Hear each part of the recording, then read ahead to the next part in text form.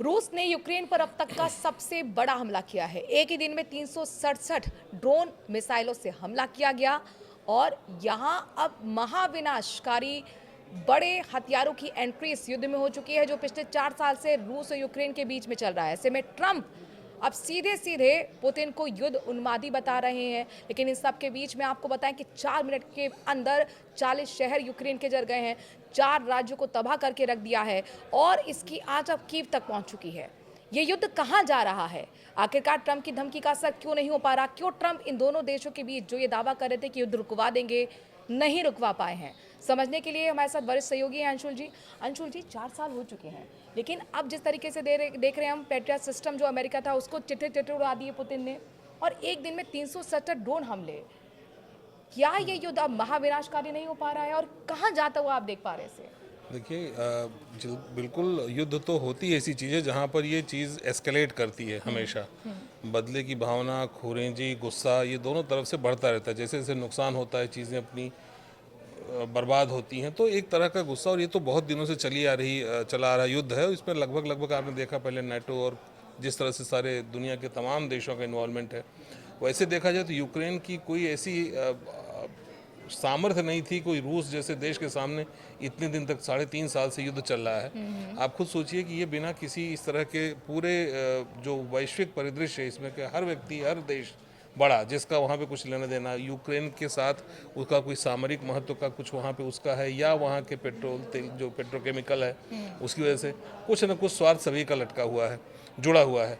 अब आप देखिए इसमें, जैसे अब इन्होंने अभी तक जो वहाँ से युद्ध चल रहा था, जो इनकी मिसाइल्स अटैक कर रही थी रूस पर, रूस ने एकाएक उसका बदले में, और उसने एक बार में ही जितना उन्होंने 400 मिसाइलें फेंकी थी उतना इन्होंने एक बार में ही, एक ही दिन में फेंक कर और इस तरह से तबाही वहाँ पे लाई। तो ये बड़ा एकदम ये ऐसी चीज़ है। अब अच्छा, हाँ, जैसा आपने कहा, ट्रंप इस पर बिल्कुल बिफरे हुए हैं। उन्होंने अपनी पीसी भी जो उन्होंने की थी उसमें भी कहा, एक तरह से एब्सोल्यूट क्रेजी पुतिन को उन्होंने बताया। उनकी जो मुलाकात थी वो भी, पुतिन क्यों ट्रंप का कहना माने? सबसे पहला सवाल ये है, अगर यूक्रेन की जो भौगोलिक स्थिति है, अगर उसका लाभ किसी को है तो वो दोनों को हो सकता है।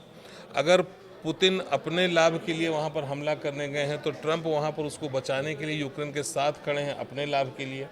तो जब ये दोनों उसमें स्टेक होल्डर हैं, तो कोई एक दूसरे का कहना मानकर क्यों युद्ध से विमुख हो जाएगा? और ट्रंप का इन्वॉल्वमेंट इस वॉर में कम नहीं है। आप देख रही जो उनका डिफेंस सिस्टम है, जिसकी आपने अभी बात कही कि चिथड़े चिथड़े उड़ा दिया, तो जो पैट्रियट सिस्टम है उनका, उस पैट्रियट सिस्टम जिसको MIM 104 कहते हैं, उसको जो चिथड़े चिथड़े आप कह रही उड़ा दिया, ये क्यों, कैसे? तो ये इसमें अमेरिका को भी ऐसा नहीं कि उसका कुछ दांव पे नहीं लगा हुआ है। तो अगर उसको ये युद्ध बंद कराना था, तो ये उसको शुरुआत से ही उसको इसके लिए प्रयास करना चाहिए था, ना कि उसमें किसी एक पक्ष को अपनी सामरिक सहायता देना। अगर वो किसी एक पक्ष को सामरिक सहायता दे रहा है, इसका मतलब कि उसकी मंशा शुरुआत से ऐसी नहीं थी कि युद्ध ना हो। नहीं, लेकिन ये तो उन्होंने क्लियर कर दिया ना कि यूक्रेन जो है वो नेटो का हिस्सा नहीं बनेगा, और बात तो इसी को लेकर लड़ाई थी। नहीं, तो बात देखिए, ट्रंप अब ये तो दावा कर रहे थे चुनाव के वक्त कि मैं आया तो कुछ ही घंटों में नहीं युद्ध हाँ, रुकवा बिल्कुल। दूंगा। अब देखिए, हाँ, यही आप बिल्कुल तो सही इस मुद्दे पे मोर्चे आई। वो फेलियर क्यों हो रहे हैं बिल्कुल साहब? सही मुद्दे पर आई। नहीं, फेलियर होना, उन्होंने आते ही जो जिस तरह से कहा, एक वैश्विक नेता की तरह कि हम पूरी दुनिया हमारे इशारों पर चलती है, और आती हम ये चुटकियां बजाएंगे और दोनों वार जो चल रही हैं विश्व की, वो दोनों बंद हो जाएंगी। अब जाहिर सी बात है, ठीक है, आप एक महाशक्ति का आपको दर्जा मिला है, लेकिन बाकी सब भी यूं ही ऐसे ही। अच्छा, सामने रूस है यहाँ पर, ये कोई पाकिस्तान या कोई छोटा ऐसा देश सीरिया इस तरह का नहीं है जो आपने उसको उस पर सैंक्शन लगाने की धमकी दे करके या ये कुछ भी ऐसा करके आप। दरअसल रूस की चिंता का कारण कुछ और दूसरा है। रूस की चिंता का कारण तो यूक्रेन है, और उसको अपनी प्रतिष्ठा जो दांव पे लगी हुई दिख रही वो सीधे सीधे सामने है। लेकिन ट्रंप के सामने समस्याएं कई खड़ी हो गई। एक तो ये कि इन्होंने जो वायदा किया सबसे पहला, वो उस वायदे पे खरे नहीं उतर पा रहे हैं। इसको लेकर के इनकी, भाई, जो भी इनके साथ जिसने इनको वोट दिया, जो इनके सपोर्टर्स हैं, वो इनको किस लिए जानते हैं कि हाँ, ये जो वायदा करते हैं, और ये थोड़ा अलग ढंग की सोच रखते हैं, सामान्य राजनेताओं से अलग एक सोच है, और जिसके लिए कुछ भी कदम कहीं भी बढ़ाने के लिए तैयार रहते हैं, और एग्रेसिवली तो बढ़ाते हैं। हाँ, बिल्कुल। तो लेकिन इससे भी बड़ी बात देखिए, अमेरिका हथियारों के लिए ही जाना जाता है, सबसे बड़ी शक्ति दुनिया की कहा जाता है, इसलिए क्योंकि वो हथियारों के मामले में सबसे अग्रणी है। हथियार बेचना, आप आजकल जिस तरह का चलता है, कहीं कहीं भी युद्ध हो, फायदा उनका होता है जो हथियार बेचने वाले देश होते हैं। बिल्कुल। ऐसे में और अगर इसीलिए बिजनेस ऑफ हाँ, तो अभी देखिए फिलहाल अभी वॉर कुछ जो है दिन बिजनेस कहा जाता है। बिल्कुल बिल्कुल बिल्कुल अभी देखिए पाकिस्तान और भारत के साथ जो हुआ उसमें भी F-16 जो अमेरिकन विमान है उनके फेल होने की बातें आई कि वो कुछ ना कर पाए, उड़ नहीं पाए, और हमारे जो विमान थे राफेल ने ऐसा किया। इसके पहले भी देखिए, इसके पहले भी जब आप अभी कैप्टन अभिनंदन जब वहाँ पे उन्होंने MiG-21 से F-16 को गिरा दिया था, तो F-16 तो हो गया फेल कि इसको MiG-21 जैसा एक पुराने ज़माने का एक जी प्लेन जो है वो भी इसको डॉग फाइट में गिरा सकता है। अब ऊपर से आपने यहाँ सबसे बड़ी बहुत बढ़ चढ़कर ये पैट्रियट मिसाइलों जो डिफेंस सिस्टम था, मिसाइल डिफेंस सिस्टम, इसकी बखिया उधड़ गई। अब ग्लोबली जो अमेरिकन हथियारों के बारे में जो पहले एक परसेप्शन हुआ करता था कि अमेरिकी हथियार मतलब द टॉप मोस्ट, अब वो छिन्न भिन्न हो रहा है। तो इनकी जो दुनियावी जो इनकी एक सबसे बड़ा जो व्यापार का एक बड़ा मुनाफे का जो धंधा था उस पे उस पर क्वेश्चन मार्क कि क्यों अमेरिकन हथियार क्यों खरीदे जाएं। चीन के साथ भी यही हुआ, पाकिस्तान के भारत के इस युद्ध में। लेकिन अब देखिए अमेरिका के साथ भी वही समस्या है।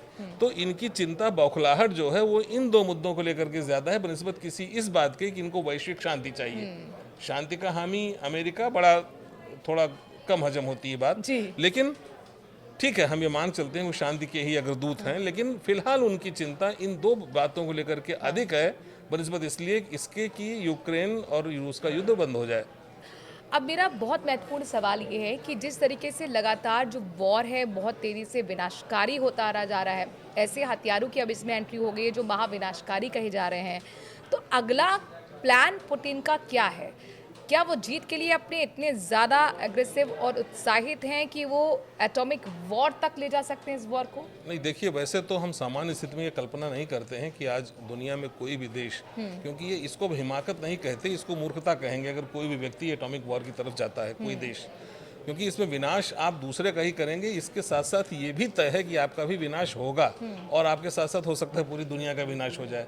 ये कोई ढकी छुपी बात नहीं रह गई है और इसको सभी जानते हैं। तो ये कोई, हालांकि इस तरफ कदम बढ़ाना कुछ कतई ऐसा संभव नहीं लगता है कि कोई व्यक्ति ऐसा सोच सकता है।